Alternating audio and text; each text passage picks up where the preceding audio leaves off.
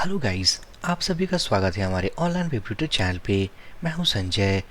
इस video session में guys हम बात करने वाले हैं Laravel CMS development using Escort CMS. Last video session में हमने सीएमएस बॉयलरप्लेट को यूज़ करके लारावेल सीएमएस डेवलप किया था। यहाँ पर भी हम सीएमएस डेवलप करने वाले हैं लारावेल में, बट इस बार हम यूज़ करेंगे एस्कार्ट सीएमएस। मेरी एक रिक्वेस्ट है, अगर आपने चैनल को सब्सक्राइब नहीं किया है फटाफट चैनल को सब्सक्राइब कर दें ताकि आने वाले वीडियोस की लेटेस्ट अपडेट आपको मिलती रहे। लारावेल सीएमएस डेवलपमेंट के टूल्स के बारे में जब मैंने सर्च करना स्टार्ट किया था तो मुझे ये एस्कार्ट सीएमएस बिल्कुल दिखा, जिसको यूज़ करके हम लारावेल सीएमएस को डेवलप कर सकते हैं।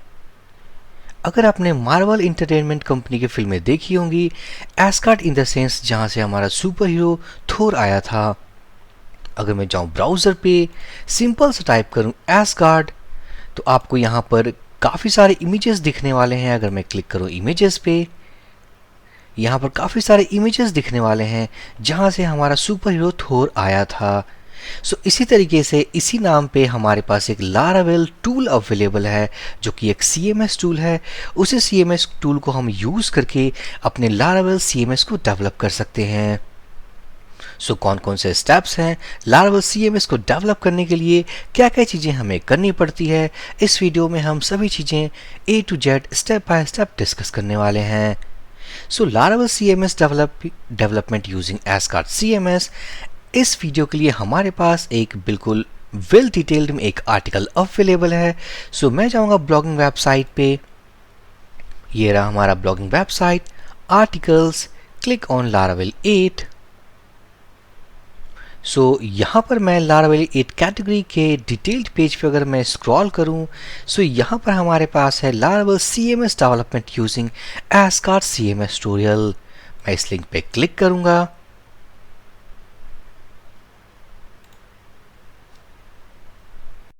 ये है हमारा सिंगल आर्टिकल डिटेल्ड पेज, और इस डिटेल पेज पे गाइस आपको हर वो डिटेल मिलेगी जिसके थ्रू आप लारावेल सीएमएस को डेवलप कर सकते हो यूजिंग एस्कार्ट सीएमएस।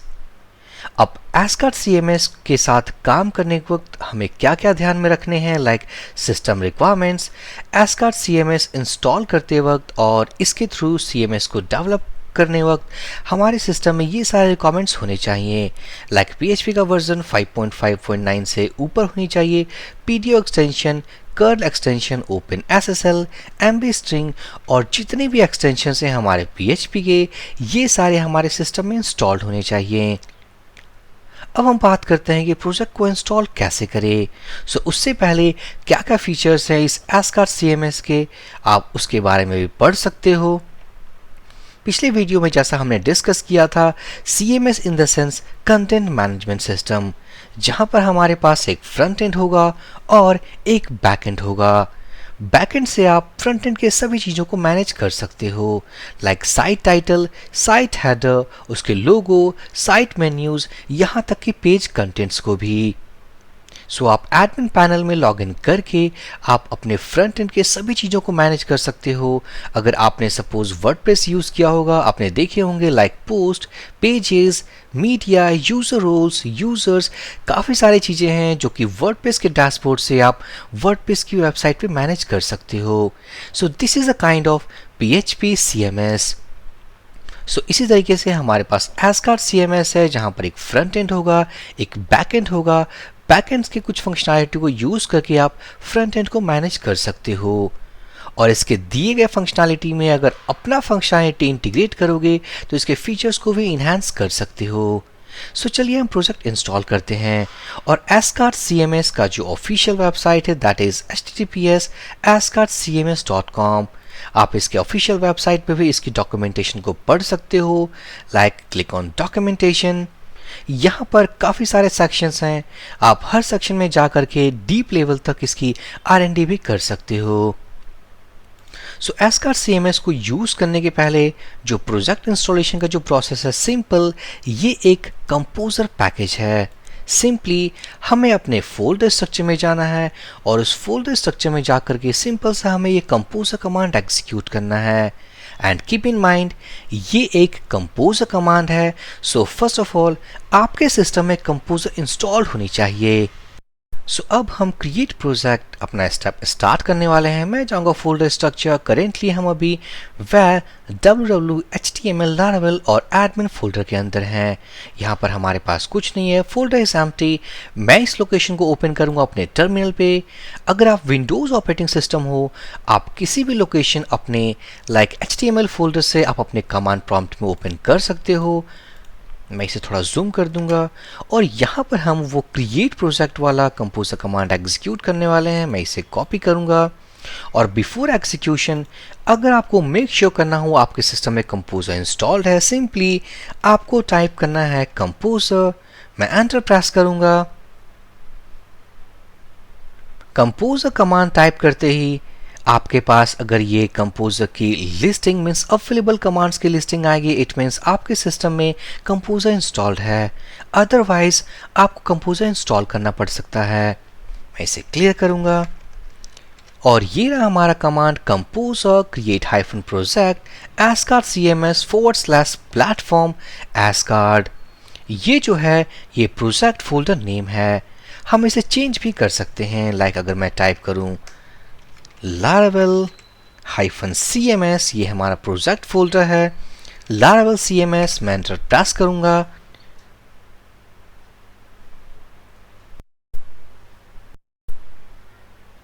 सो सक्सेसफुली गाइज हमने कंपोजर क्रिएट प्रोजेक्ट कमांड को यूज करके हमने उस ascard cms को सेटअप कर लिया है। अगर मैं जाऊँ फोल्डर स्ट्रक्चर में, ये रहा हुआ हमारा laravel cms। मैं इसे VS कोड एडिटर में ओपन करने वाला हूँ। आप किसी भी एडिटर में ओपन कर सकते हो। सक्सेसफुल तरीके से गाइस जो हमने प्रोजेक्ट सेटअप किया था उसमें हमने VS कोड एडिटर में इंपोर्ट कर लिया है। वापस से जाऊंगा मैं ब्लॉग आर्टिकल पे और क्रिएट कमांड को यूज करके हमने प्रोजेक्ट सेटअप कर लिया है। Now next run the install command. हमें ये इंस्टॉल कमांड एग्जीक्यूट करना है। सो उससे पहले ये जो कमांड है क्या क्या परफॉर्म करती है। सो यहाँ पर सबसे पहले कमांड एग्जीक्यूशन के पहले हमें डेटाबेस सेटअप करना होगा, क्योंकि इंस्टॉल करते वक्त इंस्टॉल के दौरान ये means migrations, seeders, publishing assets और काफ़ी कुछ परफॉर्म करती है। So first of all please create a database. मैं जाऊँगा अपने phpMyAdmin, क्लिक ऑन डेटाबेसेस और हम एक डेटाबेस क्रिएट करने वाले हैं। हम यहाँ पर एक डेटाबेस नेम पास करने वाले हैं। सो मैं पास करूँगा ascard laravel। मैं इसे कॉपी भी कर लूँगा। Click on create button. Database हमारा क्रिएट हो चुका है। फिलहाल हमारे पास अभी कोई टेबल नहीं है। So back to terminal. मैं इसे क्लियर करूँगा और अगर मैं ls कमांड टाइप करूँ ubuntu में ls means list all files and folders. So यहाँ पर हमारे पास एक फोल्डर अवेलेबल है, दैट इज laravel cms। जितना भी कमांड हम एग्जीक्यूट करने वाले हैं अपने ascard cms का, वो हम इस सेटअप के अंदर एग्जीक्यूट करेंगे। सो सबसे पहले हम इस फोल्डर स्ट्रक्चर के अंदर जाएंगे, cd laravel cms, enter press करूंगा। हम इस फोल्डर के अंदर आ चुके हैं। सो जो हमारा जो कमांड था that is php artisan ascard install। मैं इसे कॉपी करूंगा, बैक टू टर्मिनल, मैं इसे यहाँ पेस्ट करूंगा and press enter. Enter press करते ही ये हमारे पास कुछ क्वेश्चंस पूछने वाला है, जैसे कि आप देख सकते हो डेटाबेस ड्राइवर। इन सारे क्वेश्चंस को सक्सेसफुल तरीके से मीन्स लिखने के बाद ऑटोमेटिकली ये ascard cms का admin panel as well as backend panel means admin panel और फ्रंट एंड दोनों सेटअप कर देगा। So simple enter your database driver. हम यूज करने वाले हैं MySQL। एंटर प्रेस करूंगा। हमारा जो डेटाबेस होस्ट है इट मीन्स ये कहाँ पर स्टोर्ड है, तो फिलहाल हम लोकल होस्ट यूज कर रहे हैं, तो हम लोकल होस्ट भी लिख सकते हैं, या आप देख सकते हो ये है बाय डिफॉल्ट वैल्यू 127.0.0.1। ये लोकल होस्ट का हमारा IP एड्रेस है। सो अगर आपको कोई और वैल्यू पास करनी है आप वैल्यू पास कर सकते हो, या अगर मैं एंटर प्रेस करूं बाय डिफॉल्ट ये यही वैल्यू उठाएगा। सो मैं एंटर प्रेस करूंगा। Enter your database port. अगर आपका डेटाबेस किसी और पोर्ट पे है आप उसे यहाँ पर टाइप कर सकते हो, या अगर मैं एंटर प्रेस करूं बाय डिफॉल्ट ये वैल्यू उठाएगा, दैट इज 3306। एंटर प्रेस करने वाले हैं। डेटाबेस नेम, सो हमारे केस में जो डेटाबेस नेम है जो हमने क्रिएट किया है दैट इज एस्कार्ड लारावेल। मैं इसे कॉपी करूंगा, पेस्ट करूंगा, एंटर।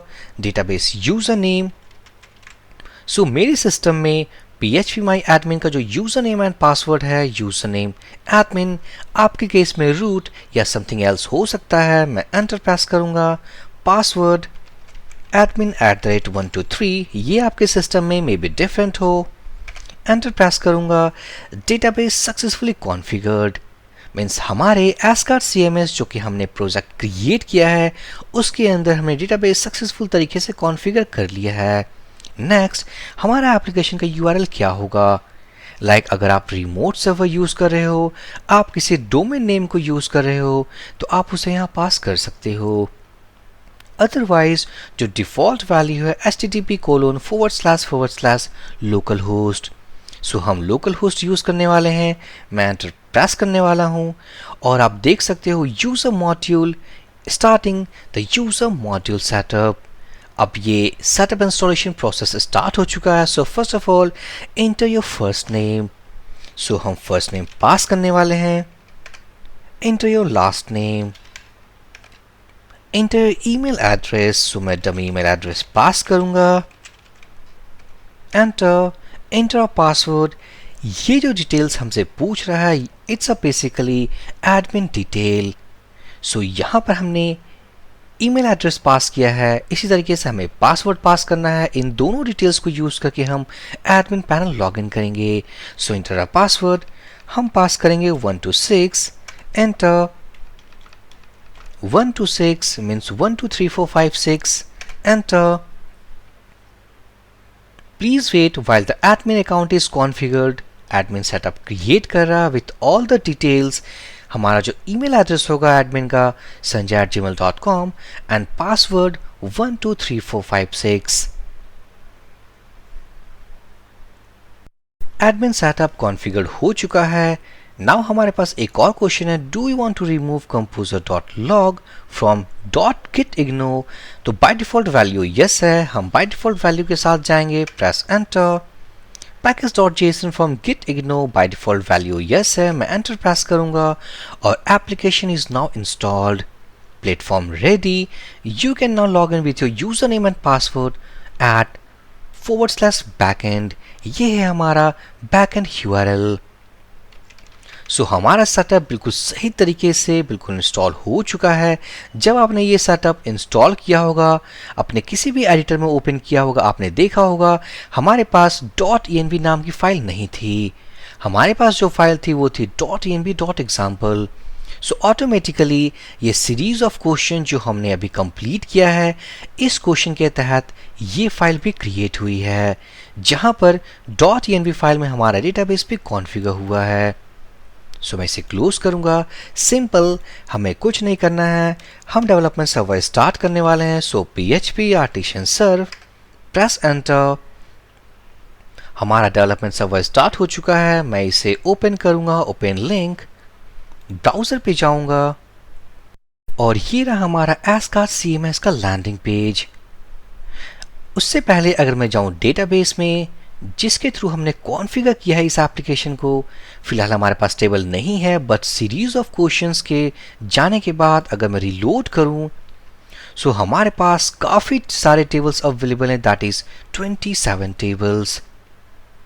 अब हम इसके बैकएंड पे जाएंगे। ये हमारा फ्रंट एंड है, इसके सारे कंटेंट्स को हम मैनेज कर सकते हैं अपने बैकएंड से। सो बैकएंड पे जाने के लिए हमारे पास जो URL अवेलेबल है दैट इज बैकएंड, और ये रहा हमारा बैकएंड। उससे पहले अगर मैं जाऊं अपने ब्लॉगिंग आर्टिकल पे स्क्रॉल करूं, ये हमने सारे स्टेप्स कंप्लीट कर लिए हैं। नेक्स्ट है एप्लीकेशन टेस्टिंग, यहाँ पर हमने डेवलपमेंट सर्वर स्टार्ट कर लिया है और ओपन ब्राउजर एंड टाइप हमने बैकएंड ओपन किया है। सो मैं यहाँ जाऊँगा और यहाँ पर जाने के बाद सिंपल हमने बैकएंड टाइप किया है, ऑटोमेटिकली ये रीडायरेक्ट हुआ है auth/login। इसके बाद हम एडमिन डिटेल्स पास करेंगे जो एडमिन हमने क्रिएट किया था sanjay@gmail.com, password from 123456, click on sign in. हमारे पास एक एरर अवेलेबल है, ये कोई टेम्पलेट लेआउट का एरर है। इस एरर को रिमूव करने के लिए हम क्या करने वाले हैं, बेसिकली ये जो सेटअप अवेलेबल है ये लोकलाइजेशन बेस्ड कॉन्सेप्ट पे है। इसका मतलब मल्टीपल लैंग्वेजेस में भी अवेलेबल है। सो बाय डिफ़ॉल्ट ये इंग्लिश लैंग्वेज पे काम करती है। सो यहाँ पर जो हमारे पास यूआरएल अवेलेबल है उन सारे यूआरएल्स के आगे as a prefix en add करना होगा।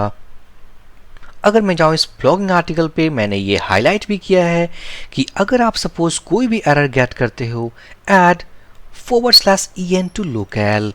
बाय डिफ़ॉल्ट हम en लोकल को यूज़ कर रहे हैं। सो जैसे ही मैं टाइप करूँगा en/backend, वो एरर रिमूव हो चुका है और हम एडमिन डैशबोर्ड के अंदर हैं। सो सिंपल, हमें सबसे पहले इस डैशबोर्ड पे देख सकते हैं कॉन्फ़िगर योर वेबसाइट। मैं क्लिक करूंगा इसके ऊपर। साइट टाइटल में अभी वैल्यू कोई नहीं है। अगर मैं टाइप करूं online web tutor, site name minimised OWT, इसका मतलब रिस्पॉन्सिव में अगर हमारी साइट रिस्पॉन्सिव होगी उस केस में क्या नेम दिखेगा। सो यहाँ पर site description, this is a blogging website where we can learn programming articles in a very smart way। So ये है हमारे साइट डिस्क्रिप्शन।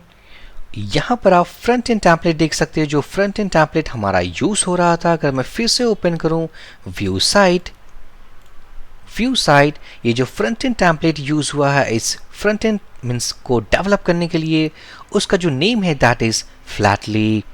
और ये जो बैक एंड पैनल हमारे पास अवेलेबल है, ये इसके लिए यूज हो रहा है हमारे पास एडमिन LTE। वो हमें कैसे पता लगेगा, क्लिक ऑन थीम्स और आप देख सकते हो।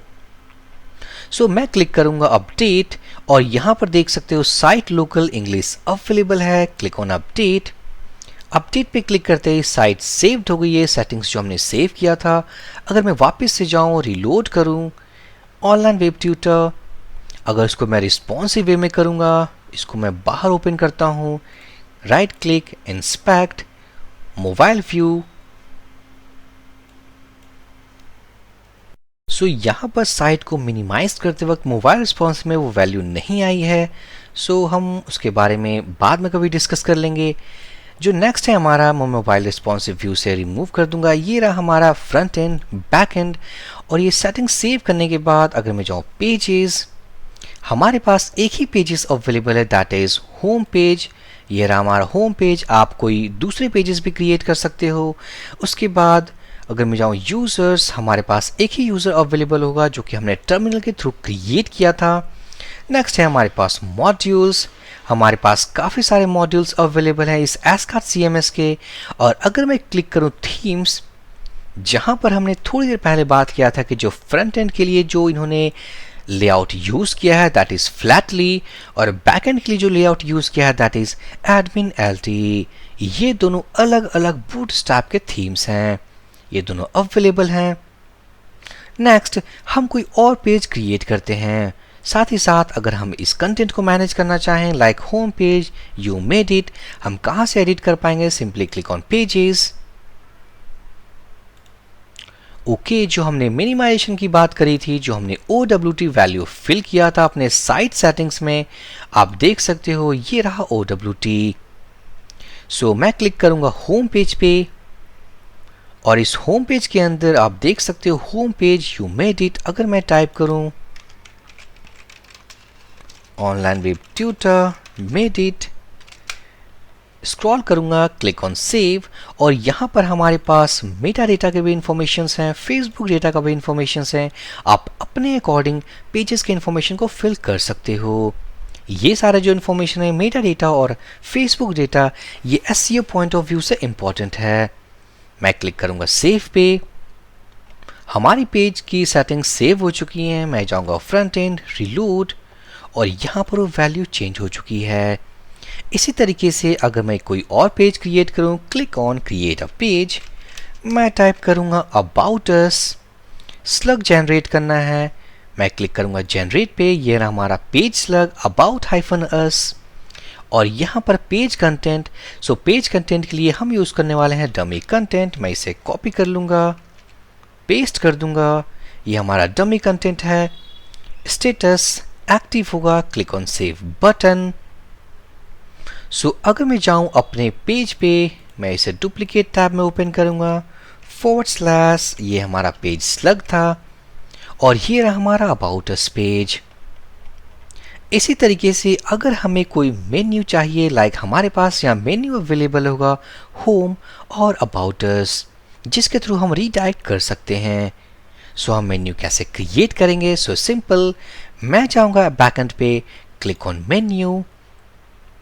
हम एक मेन्यू क्रिएट करने वाले हैं। सो क्रिएट अ मेन्यू, टाइटल रखेंगे हम प्राइमरी, ऑनलाइन होगा, ट्रांसलेटेबल फील्ड्स का कुछ और नेम देना है इसी को। लाइक अगर हम दूसरे लैंग्वेजेस में भी क्रिएट कर रहे हैं, उस केस में लैंग्वेज कन्वर्ट करने के बाद ये प्राइमरी का मीन्स क्या होगा, प्राइमरी रहने देते हैं। Click on create button. हमारा मेन्यू क्रिएट हो चुका है। अब इस मेन्यू के अंदर हम अपने पेजेस को असाइन करने वाले हैं। So click on edit icon. सबसे पहले हमारा रूट है, यहाँ पर click on create a menu item और यहां पर जो मेन्यू आइटम होगा हम टाइप करेंगे होम, ऑनलाइन, पेज कौन सा होगा, home page. Click on create. हमारा एक पेज ऐड हो चुका है। मैं दूसरे पेज को भी ऐड करूंगा, फॉर एग्जांपल अबाउट अस। ये है हमारा मेन्यू का label name. Click on online. अगर आप दूसरी लैंग्वेजेस में भी फिल कर रहे हो, मीन्स इस वेबसाइट को क्रिएट कर रहे हो, आप इन ऑप्शंस को फिल कर सकते हो। हम अबाउट अस पे क्लिक करेंगे, ये रिडायरेक्ट कहाँ होगा? सिंपल अबाउट अस पेज पे। अगर हम उसके क्लिक को अगर सेम टैब में ओपन करना चाहें हम कर सकते हैं, अदरवाइज न्यू टैब की भी सेटिंग अवेलेबल है। So simple same tab, click on create button. हमारे मेन्यूज क्रिएट हो चुके हैं। हम इनको ड्रैग ड्रॉप करके, लाइक अगर हम ड्रॉप डाउन चाहते हैं होम के अंदर अबाउट अस हो तो ये ड्रॉप डाउन होगी, और अगर मैं इनको ऐसे कर दूंगा सिंपल, ये हमारे दो मेन्यूज होंगे। अब इनको सेव करने के बाद मैं जाऊंगा पेजेस सेक्शन पे। ये हमारे दो पेजेस थे जो हमने क्रिएट किया है। आप इसी तरीके से मल्टीपल पेजेस भी क्रिएट कर सकते हो। इन सारे सेटिंग्स को सेव करने के बाद अगर मैं जाऊं ब्राउजर पे, रिलोड करूंगा, यहां पर वो मेन्यूज नहीं दिखे। सो मेन्यू दिखाने के लिए थोड़ा सा हमें कोड इंप्लीमेंट करना होगा, और वो भी हमें बिल्कुल इस डॉक्यूमेंटेशन में मिल जाएगी, जैसे कि ascardcms.com, जो कि ऑफिशियल वेबसाइट थी। मैं इसे स्क्रॉल करूंगा, यहाँ पर हमारे पास एक सेक्शन है कॉल्ड मेन्यू मॉड्यूल। मैं क्लिक करूंगा डिस्प्लेइंग मेन्यूज। डिस्प्लेइंग मेन्यूज के बाद हमारे पास एक कोड अवेलेबल है। अगर मैं इसे जूम करूं, हमारे पास एक कोड अवेलेबल है, menu scope resolution operator get, और ये नेम है। अब हम इसे किस तरीके से यूज करेंगे? सिंपल मैं इसे कॉपी करूंगा, मैं जाऊंगा अपने एडिटर पे, और हम इसे फ्रंट एंड में शो करने वाले हैं। सो इस सेटअप में आपको एक फोल्डर दिखेगा, that is themes. Front end के लिए जो हम थीम यूज कर रहे हैं दैट इज फ्लैटली। मैं इस पर क्लिक करूंगा, उसके बाद मैं व्यूज पे क्लिक करूंगा और लेआउट्स, और ये हमारा रहा master.bleed.php। ये लेआउट फाइल है, master layout file front end के लिए जो यूज हो रही है। सो सिंपल, हम उस मेन्यू को अपने मास्टर लेआउट पर डिस्प्ले करने वाले हैं। आप किसी भी जगह उसे पेस्ट कर सकते हो। फॉर एग्जांपल अगर मैं इस कंटेनर के अंदर पेस्ट करूं, menu scope resolution operator get, और ये नेम है। सो हमारे केस में जो मेन्यू का नेम अवेलेबल था, जो हमने क्रिएट किया है, मैं वापस से मेन्यू पे क्लिक करूंगा, वो है प्राइमरी। सो सिंपल, हम इस प्राइमरी को यहाँ पास करेंगे। सो मेन की जगह पे मैं टाइप करूंगा प्राइमरी। इस प्राइमरी मेन्यू के अंदर जो पेजेस हमने असाइन किए हैं that is home page and about us page. मैं इसे सेव कर दूंगा, ब्राउजर पे जाऊंगा, रिलोड करूंगा, और देख सकते हैं हमारे पास होम और अबाउट अस के लिंक्स अवेलेबल हैं। आप अपने CMS और क्रिएटिव आइडियाज़ के साथ आप इनको रीडिज़ाइन लेआउट्स के साथ CSS इम्प्लीमेंटेशन भी कर सकते हो, ताकि ये जो मेन्यूज़ आप क्रिएट करो वो थोड़ा अच्छा तरीके से दिखे। सिंपल, अगर हमें ड्रॉप डाउन क्रिएट करना हो, सिंपल मैं जाऊंगा इस मेन्यू के अंदर। अगर हम अबाउट अस, हमारे पास एक मेन्यू है कॉल्ड प्लेलिस्ट, उस प्लेलिस्ट के अंदर हमारे पास मल्टीपल कोर्सेस हैं। सो सबसे पहले हम मल्टीपल कोर्सेस के पेजेस क्रिएट कर लेंगे। उसके बाद क्रिएट अ मेन्यू आइटम करने के बाद सभी को ऐड कर लेंगे। और अगर आपको ड्रॉप डाउन क्रिएट करना हो, ये रहा हमारा प्लेलिस्ट। उसके बाद ये रहा कोड इग्नाइटर 4 या लारावेल 8। क्रिएट करने के बाद मैं इसे थोड़ा सा ड्रैग करूंगा, ड्रॉप डाउन क्रिएट हो गई, ऑटोमेटिकली सेव भी हो गई। अगर मैं यहाँ जाऊँगा, रिलोड करूँगा, आप देख सकते हो हमारे पास एक ड्रॉप डाउन अवेलेबल है। सो इसी तरीके से गाइस आप सभी पेजेस के कंटेंट्स को मैनेज कर सकते हो। आप इनके डॉक्यूमेंटेशन ascardcms.com पे जा करके आप डॉक्यूमेंटेशन को R&D करके आप सभी चीज़ों को बिल्कुल सही तरीके से इम्प्लीमेंट कर सकते हो। आई होप कि इस CMS को यूज़ करने के बाद आप एक लारावेल CMS डेवलप कर सकते हो और अपने कस्टम फीचर्स को भी इनेबल कर सकते हो। So for this video session guys, thank you for watching and have a great day.